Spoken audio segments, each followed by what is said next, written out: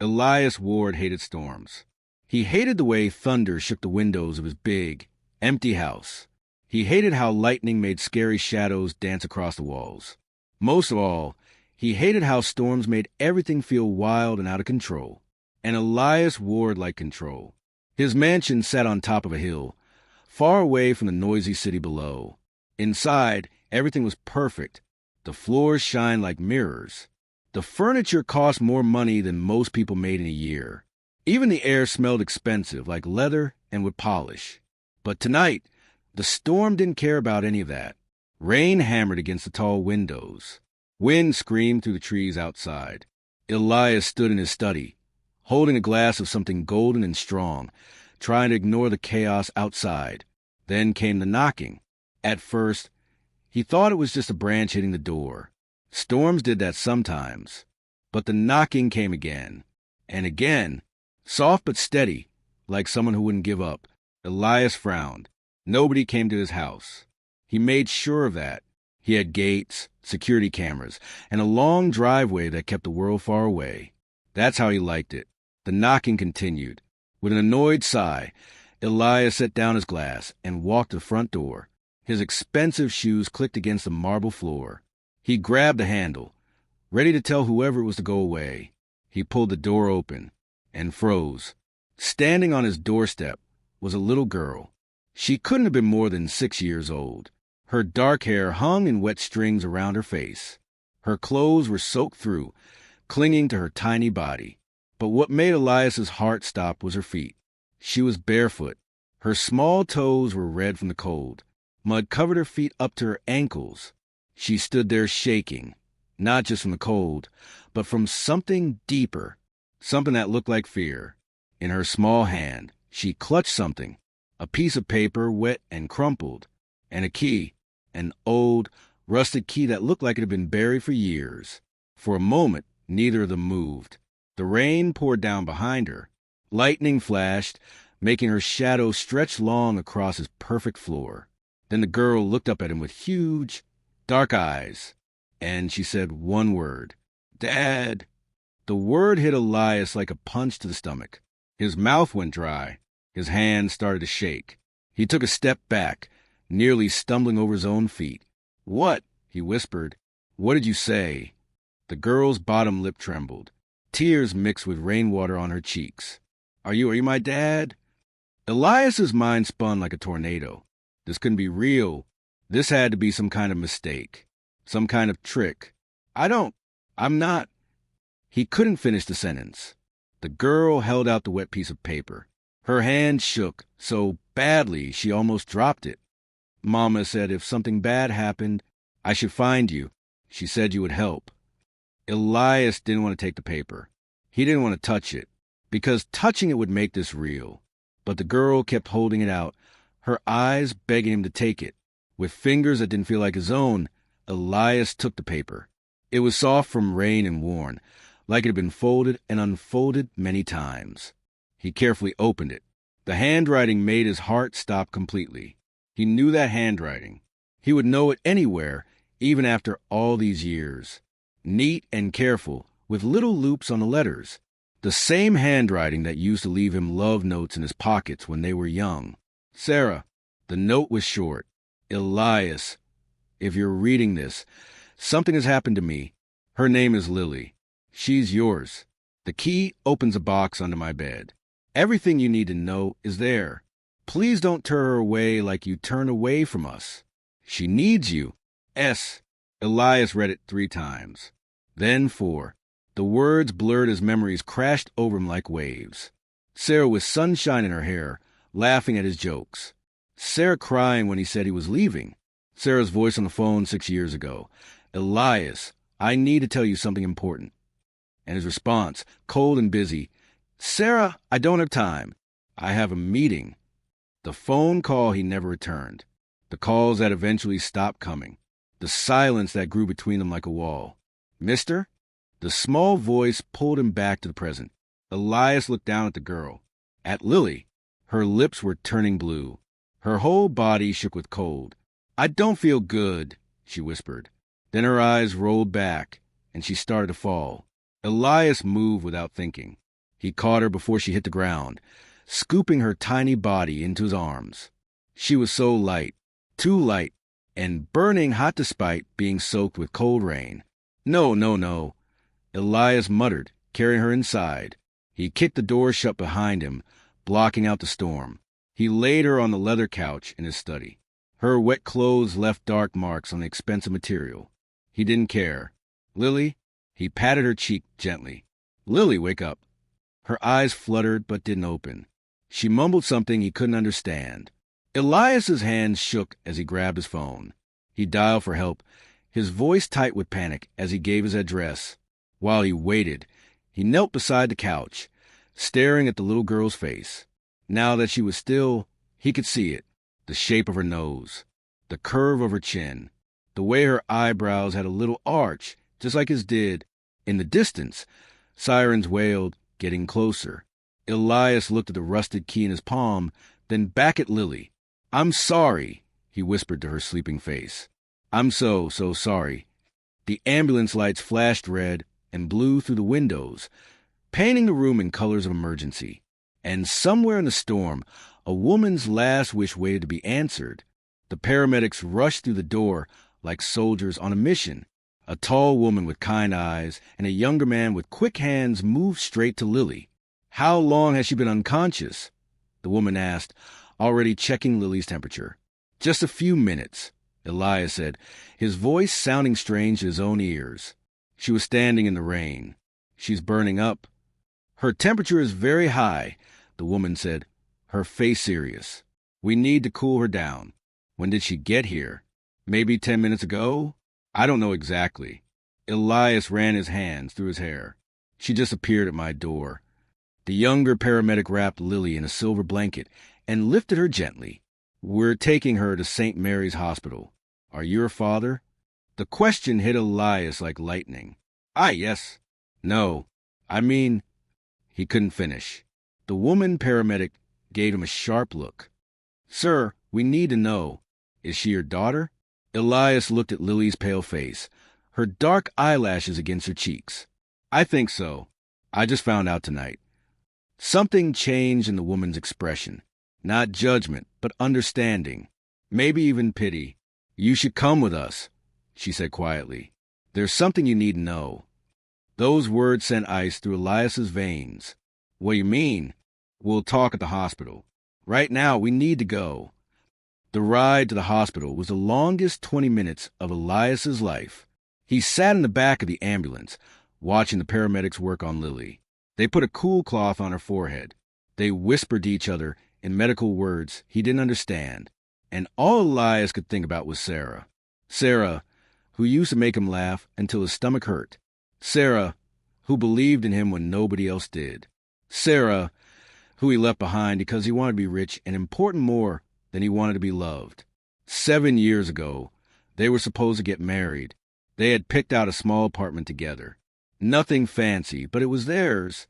Sarah worked at a bookstore and wrote poetry at night. Elias was trying to start his business. Then everything changed. A rich man offered Elias a deal. A huge deal that would make him wealthy beyond his dreams. But there was a catch. Elias would have to move across the country. He would have to work day and night. He would have no time for anything else. Take me with you, Sarah had said, her eyes shining with hope. We'll figure out together. But Elias said no. He told himself it was because he didn't want to hold her back. He told himself she deserved better than a man who would never be home. He told himself a lot of lies. The truth was simpler and uglier. He chose money over love. Sarah cried. She begged him to stay. She said they didn't need to be rich to be happy. But Elias got on that plane anyway. For months, Sarah called him. She sent letters. She tried to keep them connected across the miles. Then came that last phone call 6 years ago. Elias, I need to tell you something important. But he was in a meeting, always in a meeting, chasing another deal, another dollar, another piece of success that never felt like enough. I'll call you back, he promised. He never did. The calls stopped coming. The letters stopped arriving. And Elias told himself it was for the best. She had moved on. He had moved on. Everything was fine, except nothing was fine. Now, sitting in this ambulance with a daughter he never knew existed, Elias understood the terrible price of his choices. The hospital was bright and loud and smelled like cleaning chemicals. Nurses rushed Lily away behind double doors. Elias tried to follow, but a security guard stopped him. Family only in the emergency area, sir. You'll have to wait here. I am family, Elias said, and saying out loud made it real in a way it hadn't been before. She's my daughter. The guard let him through. In a small private room, the female paramedic from earlier found him. Her name tag said Rodriguez. Mr. Ward. She knew his name. How did she know his name? Yes. She sat down heavily, like she was carrying something too heavy. Sir, we need to talk about the girl's mother. Elias's throat went tight. Sarah. Her name is Sarah. Sarah Bennett, Rodriguez confirmed. Was that your girlfriend? A long time ago. We were engaged once. The words tasted bitter. What about her? Is she okay? Rodriguez looked at her hands. Mr. Ward, we were called to the scene earlier tonight, downtown near 5th Street. A woman collapsed in the rain. People said she was running, looking for someone, shouting something about her daughter. Elias's heart started pounding so hard he could hear it in his ears. Some people tried to help her, Rodriguez continued, but she kept saying she had to find her little girl. She had to make sure she was safe. She gave someone an address and begged him to take her daughter there. Your address. Where's Sarah now? Elias demanded. I need to see her. Rodriguez looked up, and her eyes were full of sadness. She was in bad shape when we got there. She had been sick for a while. People said, maybe weeks. But she wouldn't go to the hospital because she had no one to take care of her daughter. Tonight, she couldn't fight anymore. Her body just gave up. No. Elias shook his head. No, that's not. We did everything we could, Rodriguez said softly. But she died 20 minutes after we got her to the hospital, before you arrived. I'm so sorry. The room tilted. The walls pressed in. Elias couldn't breathe. Sarah was dead. Sarah was gone. And she died alone in the rain, trying to protect their daughter. She kept saying something, Rodriguez added quietly. In the ambulance, before she passed. She kept saying, tell him I'm sorry. Tell him I should have tried harder. Tell him to love her better than he loved me. Tears burned Elias's eyes. His chest felt like it was cracking open. There's more, Rodriguez said. When we were helping her, she handed someone this. She pulled out a small envelope from her pocket. She said to give it to Elias Ward if anything happened to her. Elias took the envelope with shaking hands. His name was written on the front in that familiar handwriting, but shakier now, weaker. Inside was a photograph and another note. The photograph showed Sarah, smiling and glowing, holding a tiny baby wrapped in a pink blanket. Her eyes sparkled with pure joy. On the back, someone had written, Lily Rose Ward, born March 15th. She has your eyes. The note was short. Elias, I tried to tell you. I called. I wrote. You never answered. I don't blame you. You made your choice and I respected it. I raised our daughter alone and I did my best. She's beautiful and smart and kind. Everything good in her comes from the love I had for you. I'm sick now. The doctors say I don't have much time. I kept hoping I was wrong, that I would get better. But tonight I can feel it. I'm running out of time. Please don't hate me for bringing her to you. She deserves a father. She deserves to be loved. You may have walked away from me, but please don't walk away from her. Love her the way you couldn't love us. Sarah. Elias doubled over, clutching the note to his chest. A sound came out of him that he didn't recognize. Asobi. A wail. The sound of 7 years of mistakes catching up to him all at once. Rodriguez put a gentle hand on his shoulder. She's stable now. Your daughter. The fever is coming down. She's going to be okay. But nothing was okay. Sarah was gone.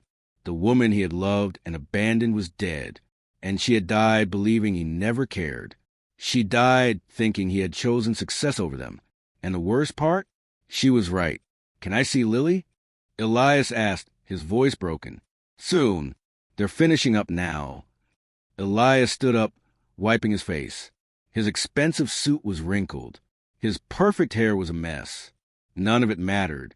I need to make a call, he said. Of course. Elias stepped into the hallway and leaned against the cold wall. He looked at the photograph again. Sarah's smile. Lily's tiny face. He had spent 7 years building an empire.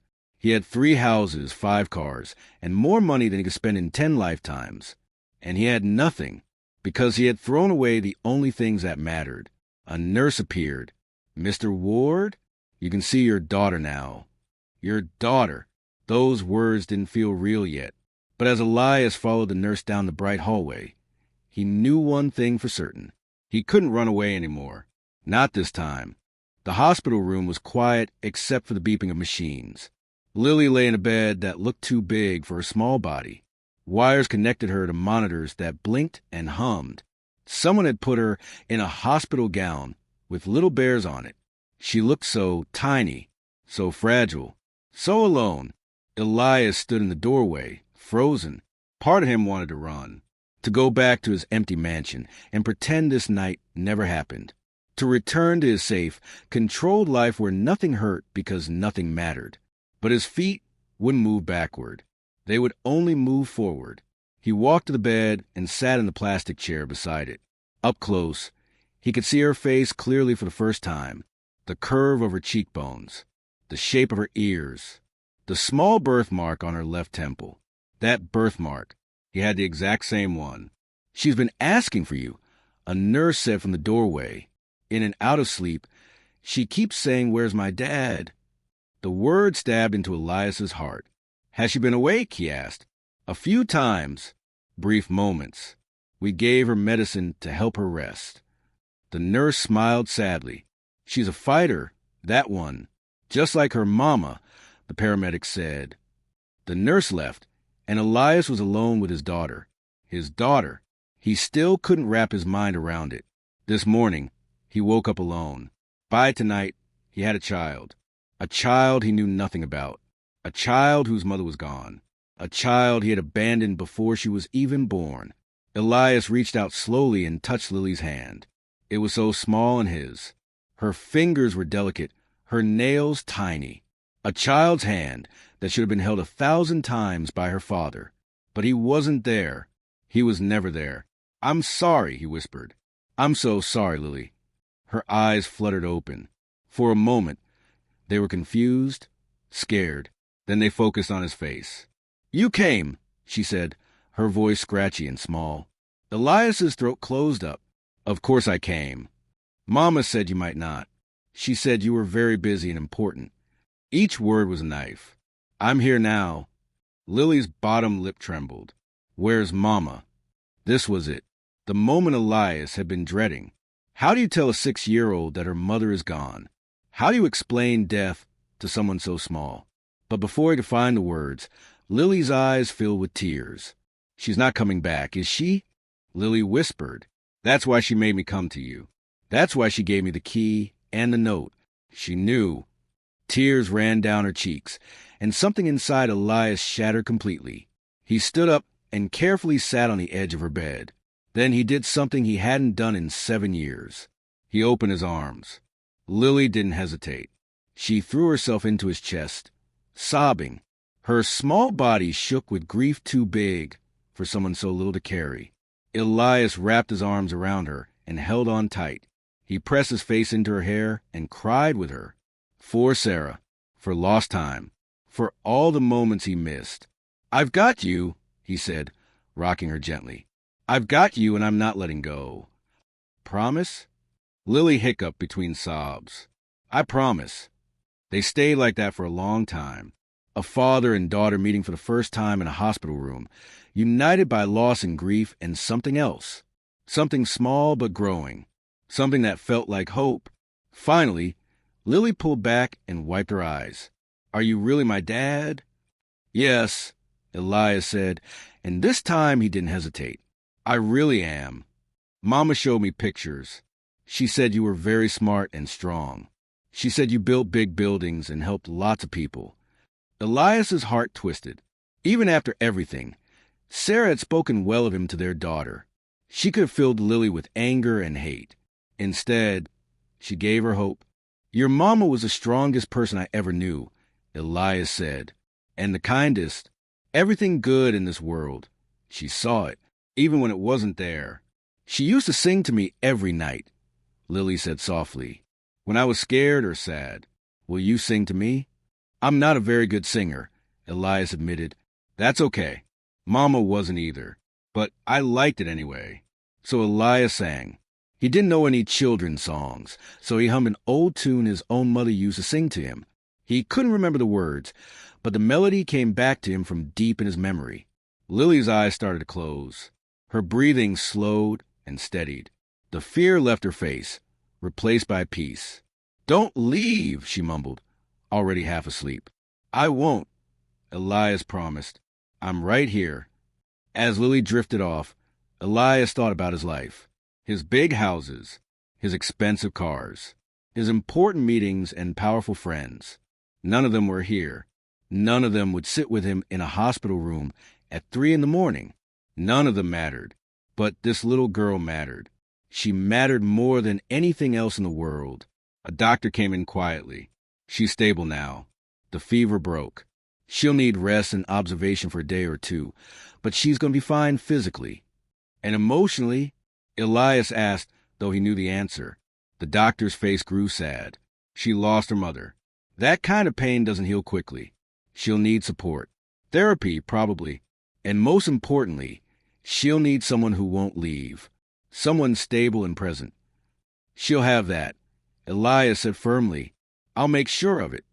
Are you her biological father? Yes. We'll need to do some paperwork. Call social services. Make sure everything is legal and proper. It might take time. I have time, Elias said. I have all the time in the world now. The doctor nodded and left. Elias looked at Lily's sleeping face. She looked peaceful now, her breathing steady and calm. In sleep, she looked even more like Sarah. The same gentle expression, the same small smile, even in sadness. He thought about the rusted key still in his pocket. Sarah's note said it opened a box under her bed, a box with everything he needed to know. Tomorrow, he would find Sarah's apartment. He would open that box.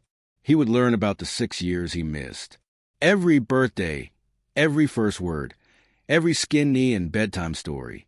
He couldn't get those years back. That time was gone forever, lost to his own stupid choices. But he had now.